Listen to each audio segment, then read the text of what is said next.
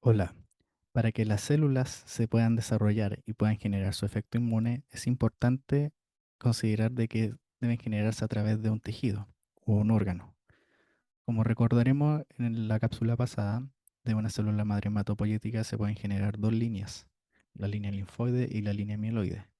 Desde ambas líneas es importante considerar que cada una de estas células van a tener una actividad específica en el sistema inmune. Una de las células que tiene un mayor desempeño e importancia en la respuesta inmune corresponden a los linfocitos T y linfocitos B. Por lo tanto, la importancia de estos tejidos es fundamental para el desarrollo de estas células. Para eso tenemos tejidos y órganos linfoides. Primero, los tejidos primarios, que corresponden al timo y a la médula ósea, y después tenemos los secundarios, que corresponden a linfonodos, vaso y tejido linfoide asociado a mucosas. El órgano linfoide primario es el más importante en la médula ósea. Desde la médula ósea nosotros podemos obtener los diferentes tipos de células que participan en el sistema inmune. Pero antes de eso, vamos a ver que también se producen los glóbulos rojos o eritrocitos, las plaquetas o trombocitos, pero además genera todos los otros tipos celulares importantes en la respuesta inmune. Todos estos glóbulos blancos también, o llamados leucocitos, se van a generar a partir de la médula ósea. También es el punto de importancia dentro de la maduración de los linfocitos B. Acá podemos ver un corte histológico donde podemos ver los diferentes tipos de células asociados a la matriz del hueso. Acá podemos ver más detalles, otra imagen respecto a la médula ósea, donde podemos ver diferentes precursores o células que van a generar las diferentes células del sistema inmune, como por ejemplo un precursor de granulocitos, un precursor de eritrocitos y también un megacariocito. A partir de los megacariocitos se van a generar las plaquetas. Para que se genere cada uno de estos precursores es importante la generación o la liberación de diferentes citoquinas. Acá podemos ver las fuentes o las células que producen esta citoquina. Y las citoquinas corresponden a pequeños péptidos que van a generar respuesta celular a las células que reciban este péptido. Para que se ejecute esa respuesta, las células necesitan un receptor. Acá nos vamos a concentrar específicamente en los factores estimuladores. Factor estimulador de colonias de granulocitos, generados por linfocitos T, macrófagos, endotelios y fibroblastos. Factor estimulador de colonias de monocitos, generalmente generados por macrófagos, endotelios, otras células de la médula ósea y fibroblastos. Y factor estimulador de colonias de granulocitos. Como su nombre final lo indica, van a generar o van a permitir el desarrollo de las células que indica su nombre. Granulocitos y monocitos, monocitos o granulocitos. Y así con cada una de las diferentes líneas van a generarse diferentes tipos celulares a partir de las células madre. El otro tejido linfoide importante es el timo.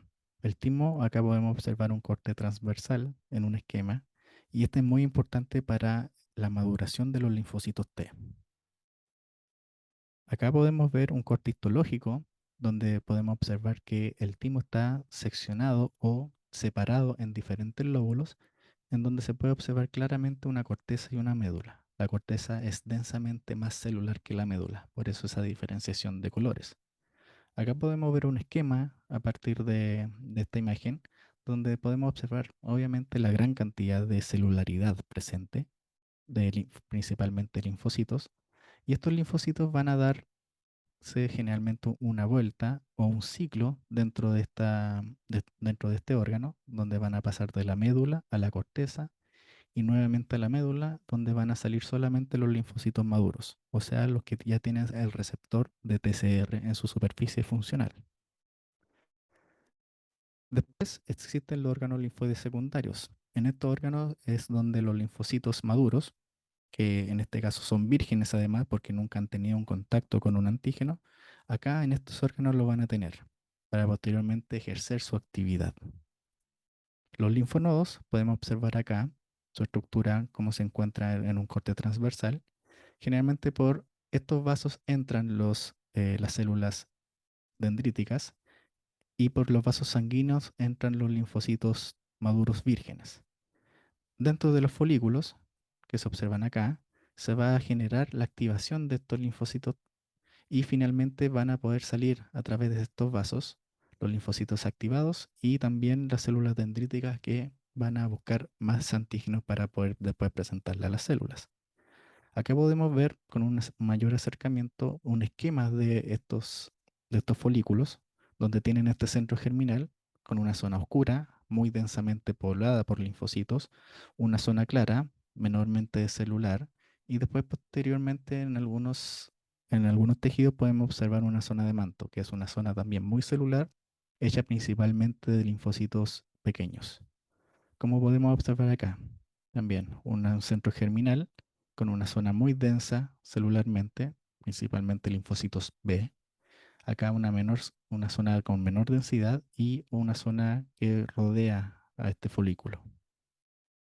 Entonces los folículos principalmente corresponden a linfocitos B, mientras que los linfocitos alrededor corresponden a linfocitos T. En el vaso podemos observar aquí también un corte transversal donde al acercarnos podemos diferenciar dos tipos de tejidos.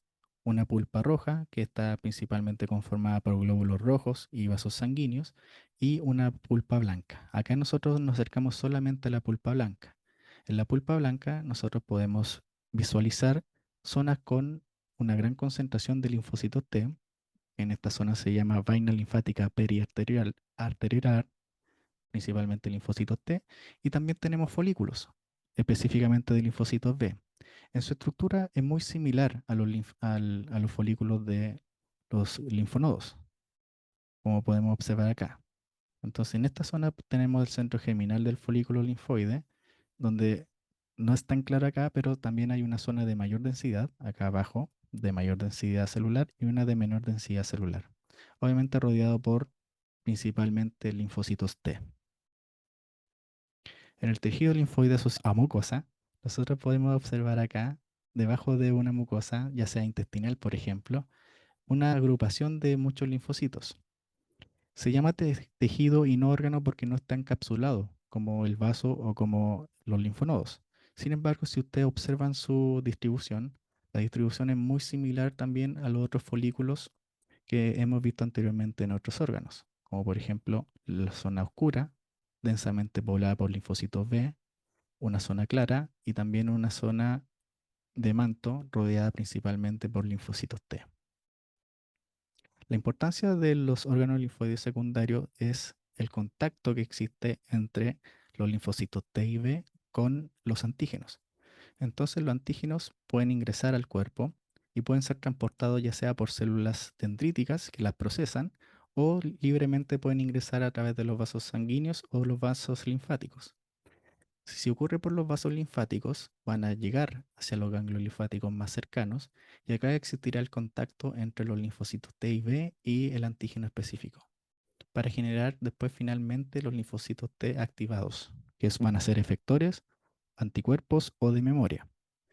En el caso de que los antígenos o microbios entren a través de la sangre, llegarán hasta el vaso. En el vaso ocurrirá el mismo proceso de activación y reconocimiento de los linfocitos T y B con el antígeno particular, generando también los linfocitos efectores.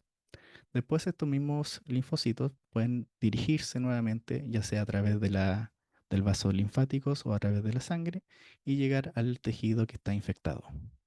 Muchas gracias.